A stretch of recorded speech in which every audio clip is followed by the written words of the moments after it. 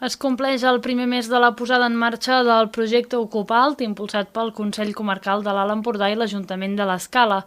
Els participants han realitzat tasques de manteniment i pintura al passeig de Riells durant aquestes primeres setmanes. Marc Frigola, regidor d'Ocupació i Joventut. Ja ha passat un mes i han començat a fer totes les feines, de fet ja han acabat totes les feines de manteniment de la zona dels Riells, han fet el taller de pedra seca,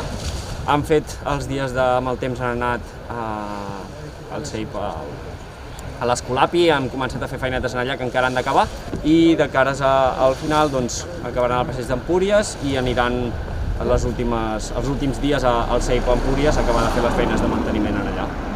Ara es troben al passeig d'Empúries fent el manteniment de totes les passarel·les i elements de mobiliari urbà que es troben malmesos.